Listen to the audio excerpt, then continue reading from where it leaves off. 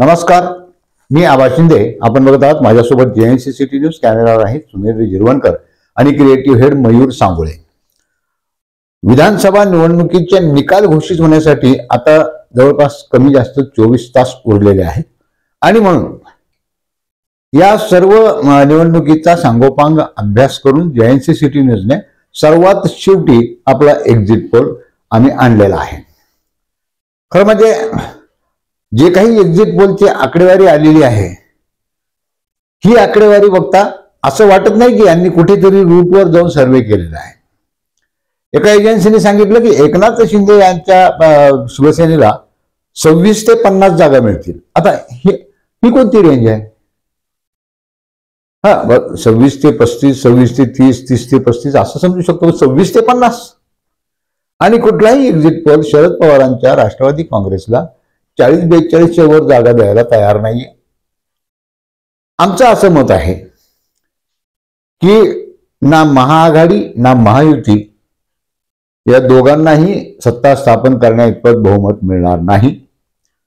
सत्तेच्या चाव्या या अपक्ष आणि इतर घटक छोट्या पक्षांकडे जरी असल्या तरी ह्या चाव्या वापरण्यापूर्वीच सत्तेच्या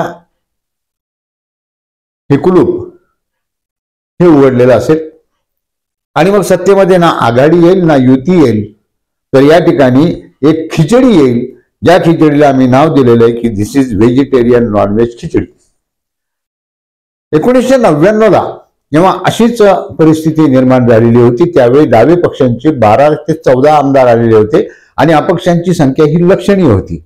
अशा परिस्थितीमध्ये डाव्या पक्षांनी एकत्र येत आणि अपक्षांनी एकत्र येत राज्यपालांना पाठिंब्याचं पत्र दिलं आणि जातीयवादी शक्तींना सत्तेपासून दूर ठेवण्यासाठी दोन्ही काँग्रेस जर एकत्र येत असतील तर आमचा त्यांना पाठिंबा आहे अशा प्रकारचं पत्र दिलं. आणि मग त्यावेळी राष्ट्रवादी काँग्रेसला काँग्रेस सोबत युती करावीच लागली आणि सत्ता स्थापन करावी लागली.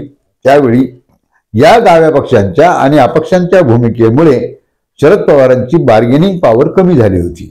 ही बार्गेनिंग पॉवर या निवडणुकीच्या ही सत्ता 2024ची सत्ता स्थापन करत असताना शरद पवार अजिबात कमी होऊ देणार नाहीत आणि या सत्ता स्थापनेचे दावेदार शरद पवारच असतील. सिंगल लार्जेस्ट पार्टी म्हणून शरद पवारांची राष्ट्रवादी काँग्रेस समोर येईल. त्या खालोखाल काँग्रेस, मग त्या पाठोपाठ एकनाथ शिंदे, भाजप, शिवसेना, उद्धव बाळासाहेब ठाकरे आणि सर्वात शेवटी अजितदादा पवार यांच्या पक्षाची संख्या असणार आहे. जवळजवळ 42 ते 45 हे अपक्ष किंवा इतर घटक पक्ष छोट्या पक्षांचे आमदार निवडून येतील. त्याचं कारण असं आहे की ह्या अपक्षांमध्ये जो भरणा आहे तो भरणा या महायुती आणि महाआघाडीतील बंडखोरांचा आहे. हे बंडखोर फक्त धनदानगेच नाहीत तर ते मातब्बर नेते देखील आहेत आणि म्हणून या मंडळींची संख्या ही लक्षणीय असेल. गंमत अशी आहे की 26 नोव्हेंबर पूर्वी नवीन विधानसभा अस्तित्वात येणं आवश्यक आहे आणि म्हणून या 2 दिवसांच्या काळामध्ये 24 आणि 25, 23ला जेव्हा संध्याकाळपर्यंत सगळे निकाल येतील तेव्हा 24 आणि 25 या 2 दिवसामध्ये सत्ता स्थापनेचं गणित जुळवावंच लागणार आहे. आणि मग या अपक्षांची आणि छोट्या पक्षांची जुळवाजुळव करण्यापेक्षा या युती आणि आघाडीतले काही पक्ष एकत्र येतील आणि त्यांची ही व्हेजिटेरियन नॉनव्हेज खिचडी तयार होईल. याला शरद पवार लीड करतील असा आमचा अंदाज आहे. आणि म्हणून आम्ही यापूर्वीच सांगितलेलं होतं की या 2024च्या सत्ता स्थापनेमध्ये जर काही नवीन समीकरणं समोर आली तर त्याचं आश्चर्य वाटायला नको. आणि आता आमचं हे बाकीत खरं ठरतंय की खोटं ठरतंय हे तर येणाऱ्या 48-36 तासांमध्येच समोर येणार आहे.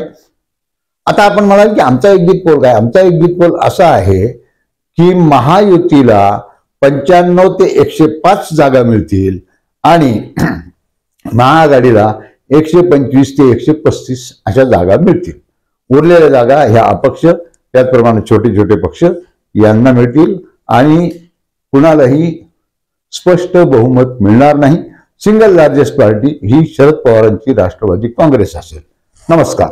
हा व्हिडिओ आपल्याला कसा वाटला आम्हाला कॉमेंट बॉक्समध्ये अवश्य कळवा आणि जर आवडला असेल तर लाईक आणि शेअर करायला विसरू नका. त्याचबरोबर असेच नवनवीन व्हिडिओ प्राधान्याने बघायला मिळत म्हणून आमचं चॅनल सबस्क्राईब करून बेल आयकॉनचं बटन दाबायला विसरू नका. तोपर्यंत काळजी घ्या. नमस्कार.